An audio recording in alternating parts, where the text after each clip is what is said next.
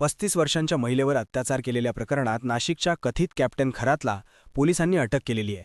त्याची चौकशी चालू आहे.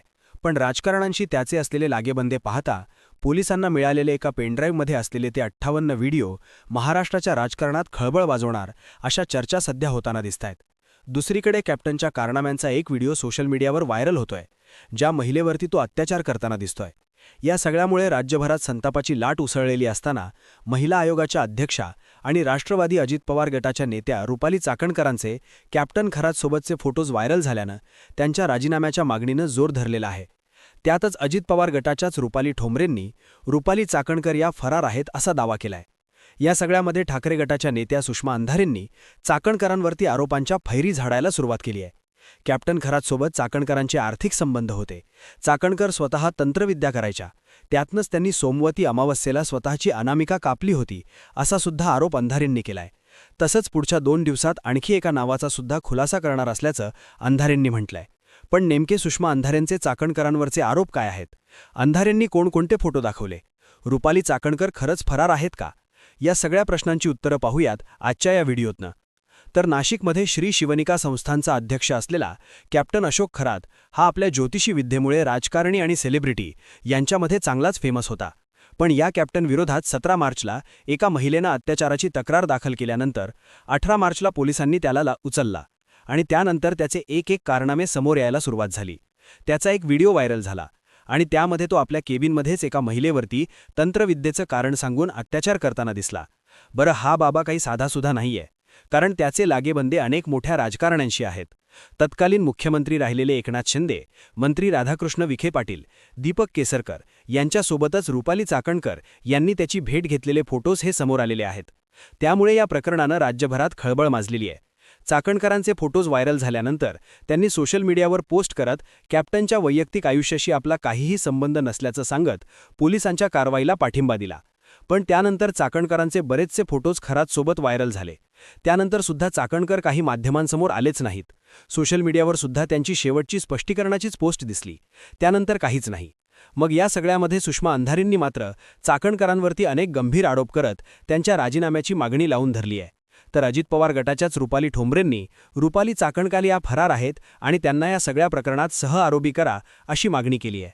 बरं, या सगळ्यामध्ये अजित पवारांचे आमदार दत्तात्रय भरणेंनी मात्र चाकणकरांचा यामध्ये दोष नाही असं म्हटलंय. तर प्रफुल्ल पटेल यांनी मात्र खरात प्रकरणात ज्यांची नावं समोर येणार त्यांच्यावरती कारवाई होणार असं स्पष्ट केलेलं आहे.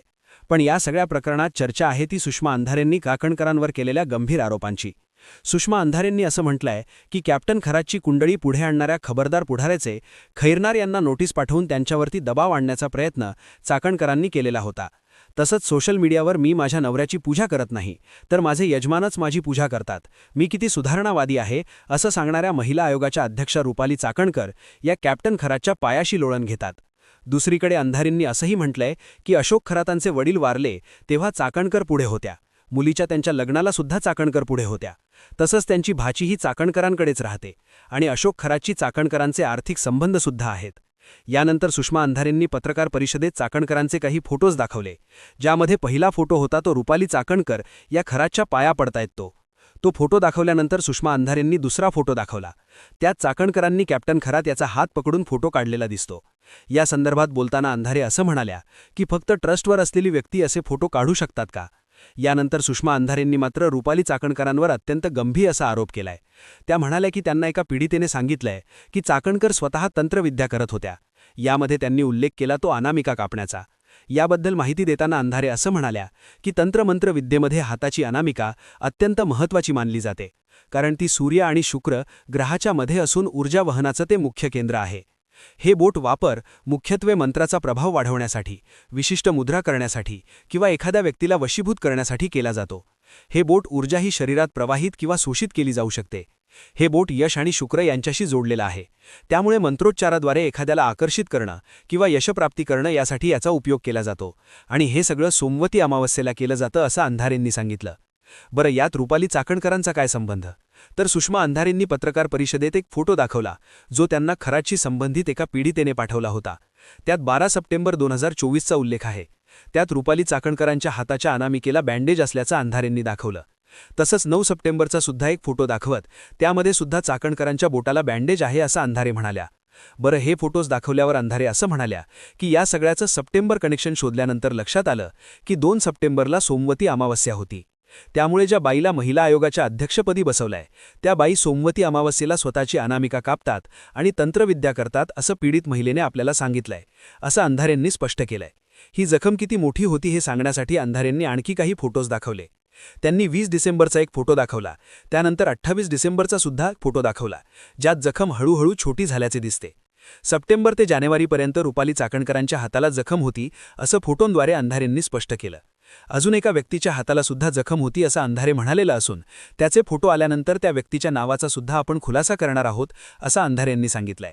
त्यामुळे त्या चाकणकरांनंतर पुढचा नंबर कोणाचा हा याची जोरदार चर्चा होतीये. आता या सगळ्या प्रकरणात रुपाली चाकणकरांना तातडीने अटक करा. चाकणकरांची समोरासमोर चौकशी झाली पाहिजे. चाकणकरांची नार्कोटिक्स झाली पाहिजे, कारण अनेक महिलांचं लैंगिक शोषण झालेलं आहे आणि हे सगळं करण्याअगोदर त्यांना पदावरून काढलं पाहिजे अशी मागणी सुषमा अंधारेंनी केली आहे. तसंच रुपाली चाकणकर फरार होण्याअगोदर त्यांचा राजकीय दबाव वापरू शकतात.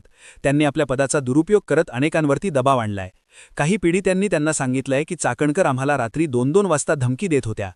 चाकणकर आणि कॅप्टन खरात यांचं कोणत्या वेळी काय बोलणं झालं हे समोर येणं गरजेचं आहे. CDR काढला पाहिजे. खरातने काही लोकांची मदत मागितली का हे समोर येणं गरजेचं आहे, असं देखील सुषमा अंधारे यांनी म्हटलंय. आता या सगळ्या प्रकरणात कॅप्टन खरातची SIT चौकशी सुरू झाली आहे. त्याच्या घराची झडती सुद्धा घेतलेली असून मालमत्तेची कागदपत्रही जप्त करण्यात आली आहेत. तसंच खरातचे अत्याचाराचे 100पेक्षा अधिक व्हिडिओ असल्याची माहिती माध्यमांमधून समोर येतेय. त्यामुळे हे प्रकरण प्रचंड गंभीर आहे हे स्पष्ट होताना दिसतंय. आता या सगळ्यामध्ये रुपाली चाकणकरांचे फोटोज व्हायरल होणं, त्यांच्या फरार असण्याचे आरोप होणं आणि त्यांच्या तंत्रविद्येबद्दल अंधारेंनी गंभीररित्या काही गोष्टी समोर आणणं, त्यामुळे चाकणकरांचा पाय आणखीन खोलात जाण्याची शक्यता आहे. आता मुख्यमंत्री देवेंद्र फडणवीस, उपमुख्यमंत्री आणि पक्षाच्या अध्यक्षा सुनेत्रा पवार आणि उपमुख्यमंत्री एकनाथ शिंदे रुपाली चाकणकरांबाबत काय निर्णय घेतात? चाकणकर माध्यमांसमोर येऊन आपली बाजू मांडतात का हे पाहणं महत्त्वाचं असेल. या सगळ्या प्रकरणाबद्दल तुम्हाला काय वाटतं? रुपाली चाकणकर यांच्या राजीनाम्याची मागणी ही योग्य आहे का? त्यांच्यावरती खरंच कारवाई व्हायला हवी का? याबद्दलची तुमची मतं आणि प्रतिक्रिया कमेंट बॉक्समध्ये लिहून कळवा.